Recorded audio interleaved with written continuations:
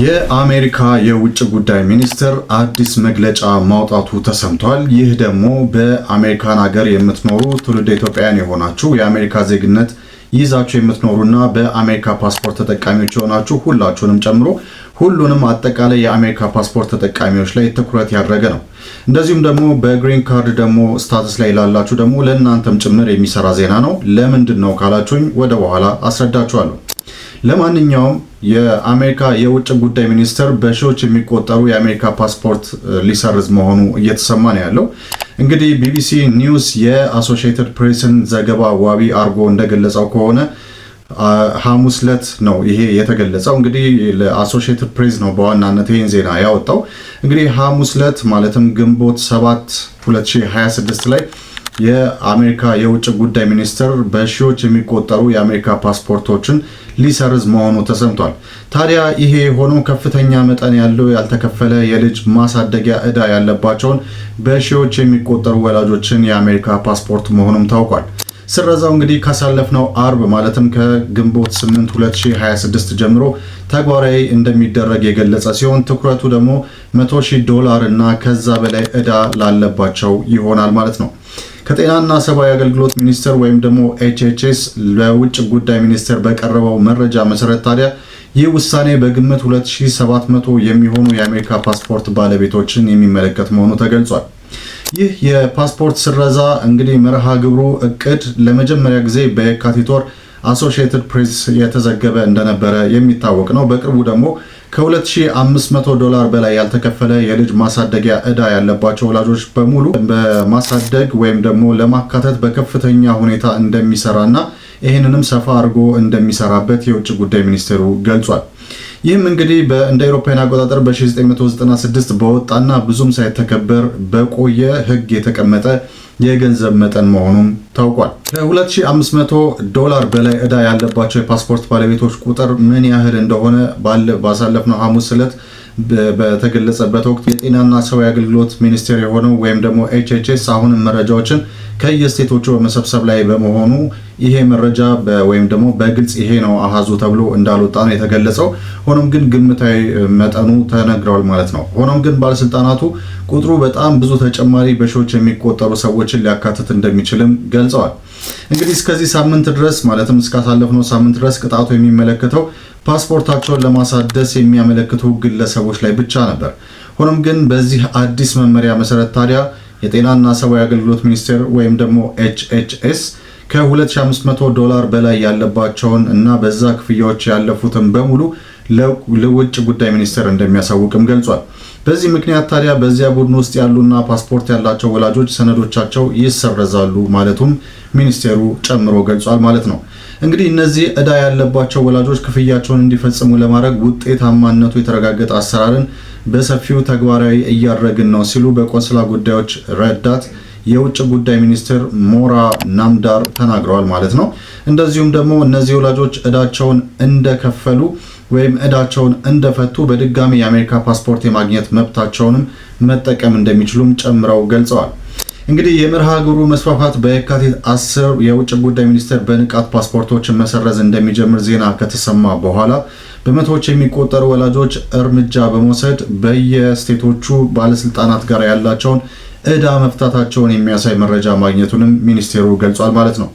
እንግዲህ በሁሉም ጉዳዮች ላይ በዜናውና በክፍያው መካከል ያሉ ቀጥታ ግንኙነቶችን ማረጋገጥ በዚህ ሰዓት ባይቻልም ይህንን እርምጃ እየወሰደን ያለነው እነዚህ ወላጆች ለልጆቻቸውና ለአሜሪካ ሕግ ትክክለኛውን ነገር እንዲያደርጉ ለማስገደድ ነው ሲል የውጭ ጉዳይ ሚኒስቴር ገልጿል። የፖሊሲው ትግበራ ታዲያ ከመስፋፋቱን በፊት እንኳን መርሃ ግብሩ ወላጆች ያለባቸውን ዕዳ እንዲከፍሉ ለማድረግ ኃይለኛ መሳሪያ ሆኖ መቆየቱንም ነው ሚኒስቴሩ የገለጸው። እንደ አውሮፓውያን አቆጣጠር ከ1998 ጀምሮ በቁም ነገር ስራ ላይ ከዋለ በኋላ በየስቴቶቹ ወደ $657 ሚሊዮን የሚጠጋ ዕዳ ማሰባሰብ እንደተቻለና ይሄ ደግሞ ባለፉት 5 ዓመታት ውስጥ የተሰበሰበው ከ24000 በላይ በሆኑ ግለሰባዊ የአንድ ጊዜ ክፍያዎች የተገኘ $156 ሚሊዮን የሚጨምር መሆኑ ነው የተገለጸው። ታዲያ በዚህ መርሃ ግብር ፓስፖርታቸው የተሰረዘባቸው ግለሰቦች ሰነዶቻቸውን ለጉዞ መጠቀም እንደማይችሉም ማሳሰቢያ እንደሚደርሳቸው ታውቋል። እንዲሁም ደግሞ ዕዳቸውን መክፈላቸው ከተረጋገጠ በኋላ ለአዲስ ፓስፖርት የግዴታ ማመልከት እንደሚኖርባቸው ነው የተነገረው።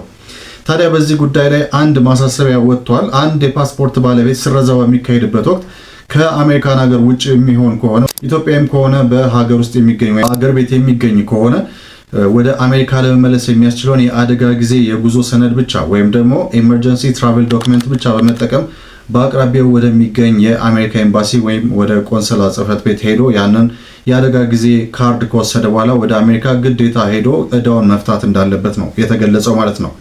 ታዲያ ይሄ ነገር ኢትዮጵያውያንን ይመለከታል ወይ ካላችሁ፣ አዎ ይመለከታል። ሆኖም ግን የሚመለከተው በአሜሪካ የሚኖሩ ሁሉንም ኢትዮጵያውያን ነው ማለት አይቻልም። በዚህ ሰዓት በአሜሪካ የሚኖሩና የአሜሪካ ፓስፖርት ያላቸውን የኢትዮጵያ ትውልድ ሆነው የአሜሪካ ዜግነት ያላቸውን በዋነኛነት የሚመለከት ነው። ምክንያቱም ይህ ህግ በቀጥታ የሚመለከተው እነዚህን ስለሆነ ነው። ምክንያቱም የውጭ ጉዳይ ሚኒስቴር ማለትም የአሜሪካ የውጭ ጉዳይ ሚኒስቴር በቀጥታ ስረዛ የሚያደርገው በሺዎች የሚቆጠሩ የአሜሪካ ፓስፖርቶችን ስለሆነ ማለት ነው። ይሄ ማለት የልጆች ማሳደጊያ ብለው የወሰዱትን እዳ ያለባቸውን ወላጆች ብቻ የሚመለከት ነው ማለት ነው። ስለዚህ አንድ ትውልደ ኢትዮጵያ የአሜሪካ ዜግነት ካለውና $2500 በላይ እዳ ወይም የቻይልድ ሰፖርት እዳ ካለበት በዚህ ውስጥ እንደሚካተት ነው የተገለጸው። ስለዚህ ይሄ ደግሞ ሶስት ነገሮችን ያስከትልበታል። የመጀመሪያው ነገር ያለው ፓስፖርት ይሰረዛል። ሁለተኛ ነገር ደግሞ አዲስ ፓስፖርት ማውጣትም ይሁን ማሳደስም አይችልም ማለት ነው። ሌላው ነገር ደግሞ ወደ ኢትዮጵያ ወይም ወደ ሌላ ሀገር ለመጓዝም ፍቃድ አይኖረውም። በውጭ ካለ ደግሞ ወዲያውኑ በአደጋ ሰነድ ጉዞ ብቻ ወደ አሜሪካን ሀገር መሄድ የሚችለው በዛ ጉዞ ሰነድ እና ከዛ በኋላም ደግሞ እዳውን እስካልፈታ ድረስ ምንም አይነት ፓስፖርት እንደማያገኝ ነው የታወቀው ማለት ነው። ታዲያ የአሜሪካ ዜግነት ያገኙ ትውልደ ኢትዮጵያውያን የሚያወጡት ቢጫ ካርድ በዚህ ወቅት ሊጠቅማቸው ይችላሉ የሚል ጥያቄ ተነስቷል።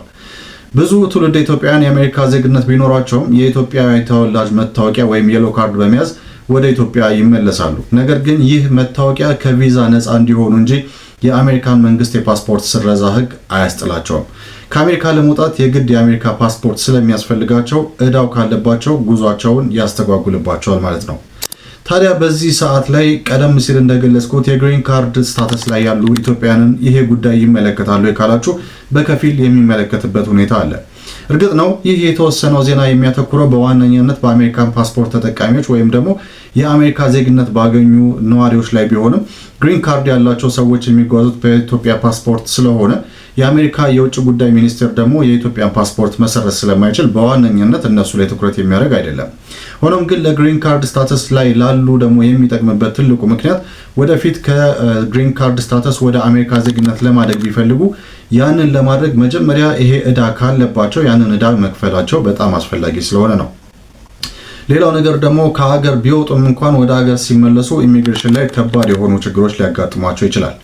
ታዲያ በኢትዮጵያ እየኖሩ ያሉ የአሜሪካ ዜግነት ያላቸው ኢትዮጵያውያን ምን ሊያደርጉ ይችላሉ ካላችሁ፣ አንድ ግለሰብ በአሜሪካ ልጅ ኖሮት ነገር ግን እሱ ኢትዮጵያ ውስጥ የሚኖር ከሆነና እዳው ካለበት የአሜሪካ ኤምባሲ ፓስፖርቱን ሊሰርዝበት እንደሚችል ነው የታወቀው።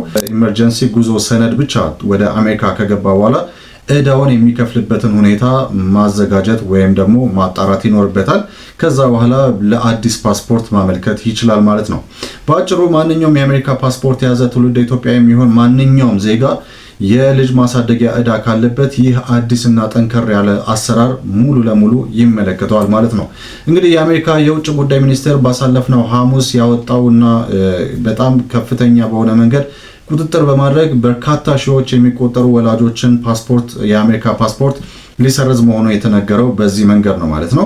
ስለዚህ አሁንም እዳ ያለባችሁ በተለይ ደግሞ ትውልደ ኢትዮጵያውያን ሆናችሁ በአሜሪካ ዜግነት አግኝታችሁ እየኖራችሁ ካላችሁ እዳችሁን በጊዜ መክፈላችሁ በጣም አስፈላጊ ነው። አለበለዚያ ብዙ ነገሮቻችሁ ሊስተጓጎሉባችሁ ይችላሉ። ሌላው ቀርቶ የአሜሪካ ፓስፖርታችሁ ከተሰረዘባችሁ በኋላ ደግሞ እዳችሁን ብትከፍሉ እንኳን ለአዲስ ፓስፖርት ማመልከት ግዴታ አስፈላጊ ይሆናል።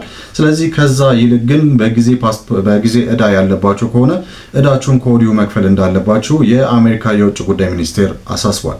እንግዲህ አዲስ የወጣው ዜና ይሄንን ይመስላል። ሌሎችም በርካታ የሆኑ አዳዲስ የሆኑ መረጃዎች በየጊዜው እየወጡ ነው። እነሱን ደግሞ እየተከታተልኩኝ የማቀርብላችሁ ይሆናል። ይህ የኢንፎቴመንት የዩቲዩብ ቻናል ነው። እኔ ፋሲል ነበርኩ። ለዚህ ቻናል አዲስ ከሆናችሁ ቤተሰብ በመሆን እንደዚህ ያሉ መረጃዎችን ማግኘት ትችላላችሁ። የደወሏን ምልክት ከተጫናችሁ ደግሞ አዳዲስ ቪዲዮዎች ሁልጊዜም ሲለቀቁ መልእክት ይደርሳችኋል ማለት ነው። በሚቀጥለው ጊዜ በሌላ አዲስ ዜና ተመልሼ እመጣለሁ። እስከዛው ድረስ መልካም ጊዜ